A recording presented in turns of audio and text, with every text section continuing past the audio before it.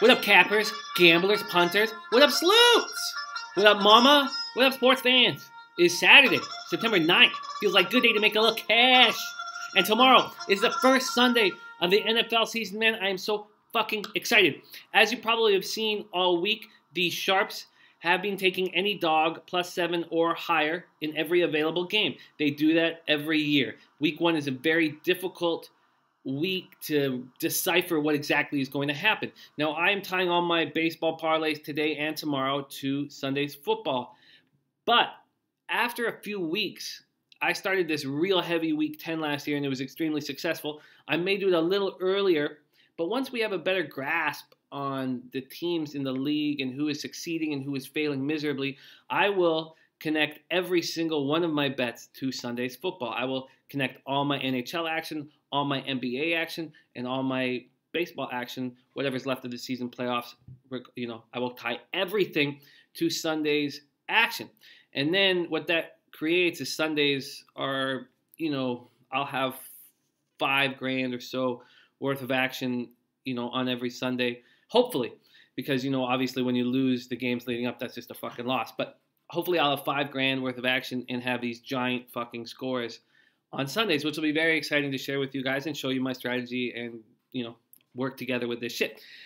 I have some action today, and let's get right fucking to it. First off, I'm going to give you guys my football action for tomorrow. Now, these are the same bets I made in the Beat the Bag competition, except for my two sides, the Steelers and the Vikings. I am not taking the spread. I'm just going to hammer them straight up. Let's get fucking to it, man. Oh, before I do, I guess I should mention how yesterday did fuck me in the drink hole. I ended up losing $289. It's very aggravating because I was certain that Dodgers game would go over 7.5, and it only hit 9, but we seemed to be in control of that after the 4-1 first inning. I like that over again today with Chad Bettis versus Alex Wood. We'll get into that a little bit later. But the Blue Jays game just fucking, god damn, did it make me fucking angry and keep me up all fucking night. Finding out Donaldson's not playing at 5:15 because he's sick, getting replaced with Darwin fucking Barney. Oh my god. Castellanos hitting that first pitch grand slam in the fucking, second inning. Oh god, it was so fucking irritating. And then having 2 runners on and nobody out in what it was the 6th inning with Pilar up the bat and he hits into a triple fucking play. I'm on the 8th floor of an apartment building, and I did contemplate jumping. Now, let's go to today's action and not talk about suicide. So these are the games that I like the most. Obviously, they're in my Beat the Bag competition, so let's go over it. So first game I really like is Oakland versus Tennessee, over 50.5. It's -110 on Bet365. As you guys know, my bookie only uses Bet365 because it gives you the shittiest odds. So whenever I deliver my action and I'm not liquid, and I haven't been liquid in fucking 2.5 months, all my actions credit, and it will always be through the Bet365 odds. Although I have some different accounts, I can only use Bet365 right now. Okay, Oakland versus Tennessee, over 50.5 at -110. Adding Cordero Patterson to Amari Cooper and Michael Crabtree for Derek Carr to utilize will be fucking insane, and I can't wait to watch it all year long. This is easily a top 5 offense, top 3 offense. We don't know if Khalil Mack is going to play on Sunday. I haven't checked it out again today. The over will help if he doesn't play. Mariota overcame a stale, monotonous offense last year. I know people like that offense, but it was just fucking boring. Adding the 5th overall pick, Western Michigan star Corey Davis is going to be huge for them. He's going to have a fucking monster year. So is Delaney Walker. DeMarco Murray and Derrick Henry will excel because so much attention has to be paid to the passing game. I'm taking the over 50.5. Next game is Ravens at Bengals, under 41.5. Bengals high-powered offense filled with playmakers will not be utilized by offensive coordinator Ken Zampese and his woefully inadequate offensive line. I can't believe they did nothing to fix that in the offseason. Speaking of doing nothing to fix things, the Ravens did nothing in the offseason to help out Flacco, but their defense is lights out. Could be the best defense in the league. I think the Seahawks will have something to say about that. I will sit back and enjoy watching Dalton try to throw into Jefferson and Weddle. I'm really excited about this football game.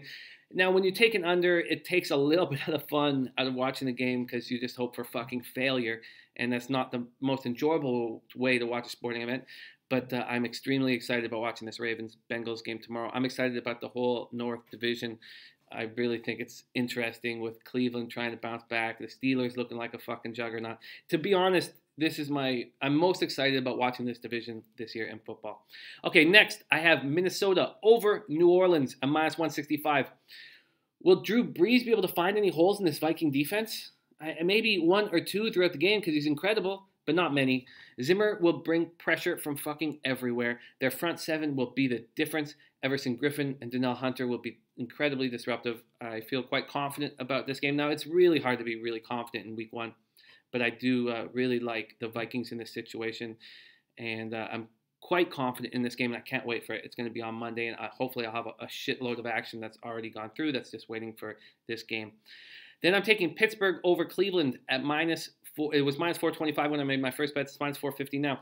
This is a situation that I will utilize a lot later in the year, and I can't put all my cash on it right now. But as you will see in my first parlays that I made today, I tied every game to the Pittsburgh over Cleveland, and then I won't on the rest of I have another 20 parlays. I have fucking 24 parlays in action today.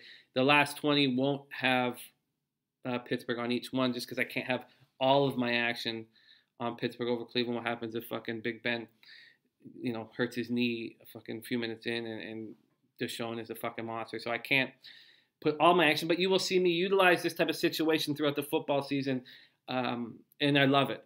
But you can't do that as much in week one as you can in week 8 or 9. So in this game, I just don't know who could possibly cover Antonio Brown. It's not Joe Hayden. He's on the other side. And how much pressure is on Kaiser. I like the kid, but so much pressure. I don't think Myles Garrett's going to play. I haven't, again, looked at it in the last few hours, but it doesn't look like he's going to play. Le'Veon's going to eat these motherfuckers up. Are the Browns that much better? I mean, for the love of football, for the good of football, I hope so, but they'll have to prove it first. Next game. Now, this is my best bet game for Beat the Bag, so it's a 3-unit bet.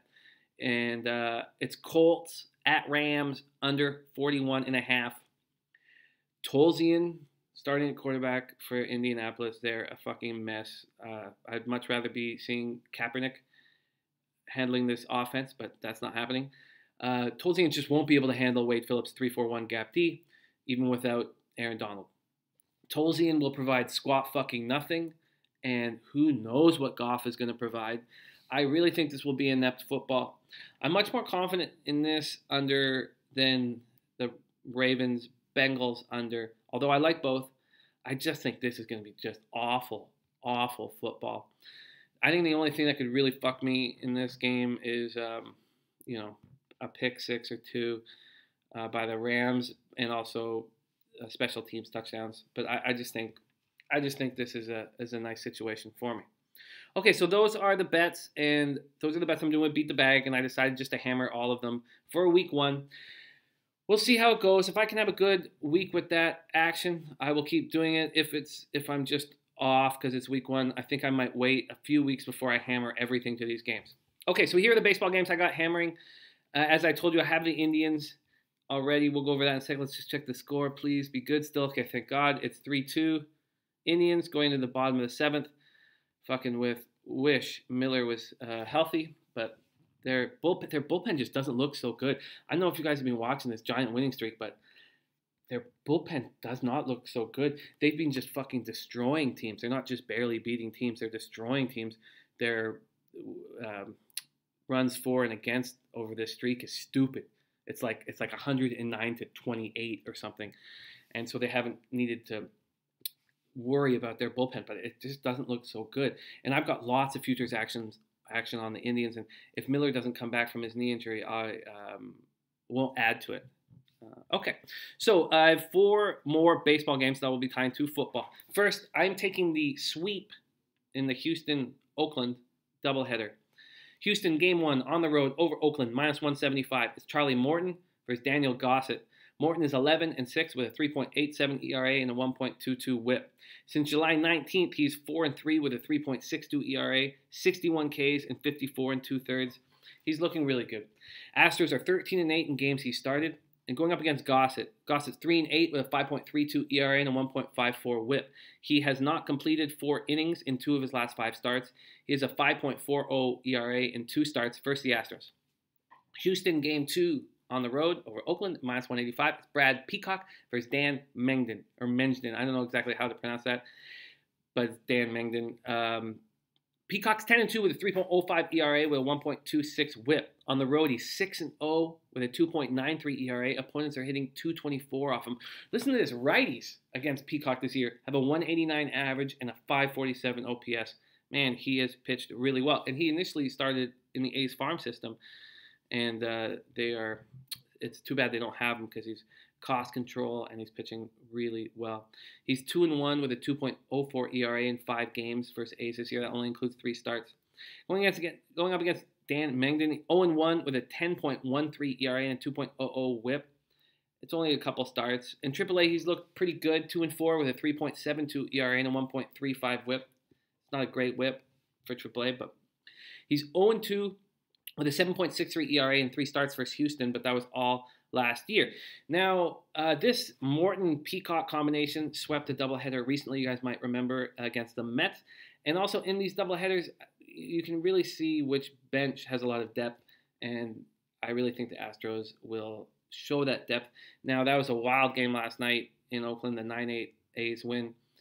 I really like Houston to take both games, and that's what I'm taking.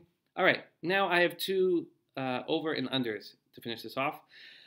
Giants on the road versus the White Sox, under 9 at -105. It's Jeff Samardzija versus James Shields. The Shark, Samardzija, is 9-12 with a 4.31 ERA and a 1.14 WHIP. He's coming off 2 huge performances that earned him the NL Player of the Week. He threw a 3-hit shutout at San Diego on August 28th and then allowed 1 earned run on 2 hits in 7 innings versus the Cards on September 2nd. In August, he's 4-1 with a 3.05 ERA and 6 starts. He grew up 30 minutes from this stadium, so he will have 30 to 40 family members at the game. He has a 1.00 ERA in his career versus the White Sox. He's a good pitcher. He started off the year really struggling, and now he's pitching so well. People were upset at the contract that the Giants signed him to, and you will see next year that Samardzija's contract is just fine, not too expensive, and he's a really good pitcher. Their team's fucking awful, but he's a really good pitcher.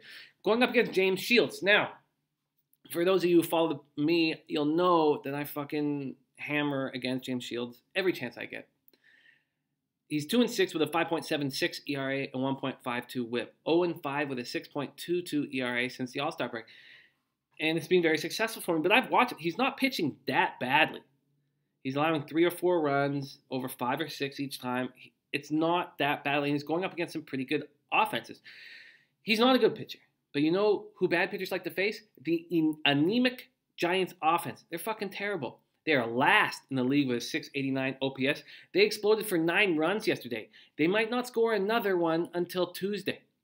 Next game I'm hammering, and I kind of hinted at this off the top of the video, is the Rockies at Dodgers over 8 at -105. It's Chad Bettis versus Alex Wood. Bettis is 0-2 with a 4.91 ERA and a 1.26 WHIP. It's his 6th start since he returned from his battle with testicular cancer. His fastball is up a mile since he returned, but it's still only 90.6 miles per hour. He started out well. He had that huge start where the whole world was cheering for him, but now he's not a cancer survivor as much as just another pitcher. And he's got a 6.45 ERA in his last 4 starts. 0-2 with a 5.59 ERA in 8 appearances versus the Dodgers. He has allowed 6 home runs in his last 15 1/3. It's just not that good. Alex Wood is who he's up against, another guy who's had a velocity dip. 14-2 with a 2.57 ERA and a 1.04 WHIP. 4-2 with a 4.07 ERA since he pitched in the All-Star game. His velocity is dipped, and the Rockies fucking mash lefties. They're second in the league with a 281 average, second in OPS with an 823. I mean, they're hitting lefties very hard. So those are my games. That is my action. So let me go over my bets. There's a whole fucking lot of them. So I'm about to tell you 24 bets. So also, I'll be tweeting all this action out. I've already tweeted, obviously, my Indians action because that game started a while ago. Let's just get a quick update. 4-2 now. Good. Fucking good. Lindor just hit a fucking homer. Beautiful. Okay, I have the.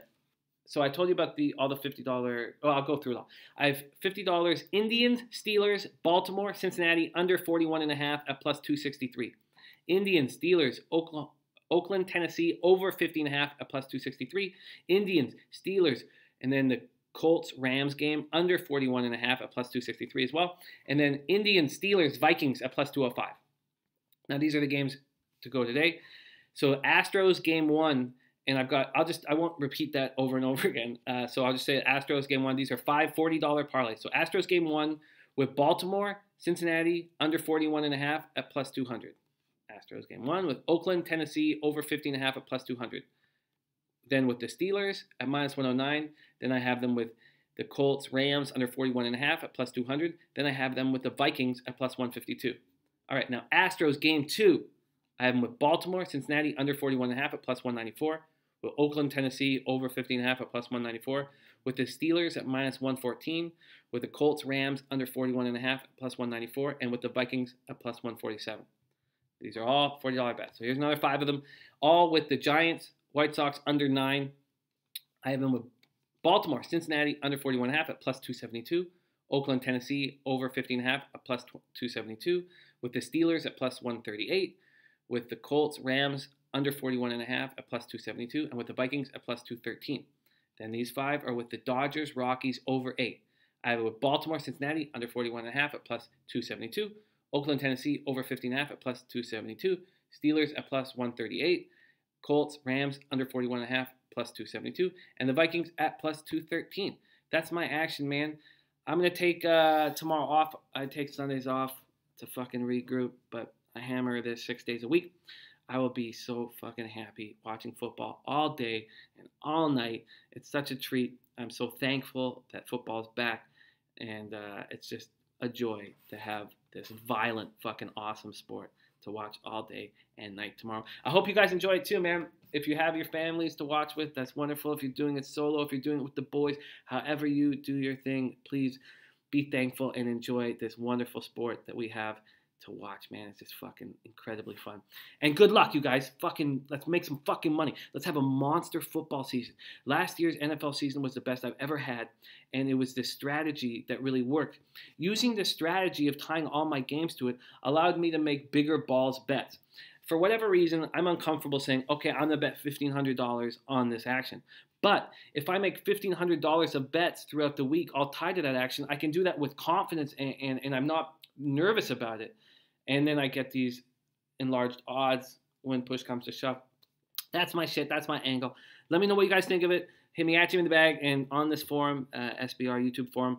And but most of all, guys, I want us to make some fucking money. Fatter pockets, hottest loots. Good luck out there. I'll be cheering for all you guys. Be well. Enjoy your Sunday.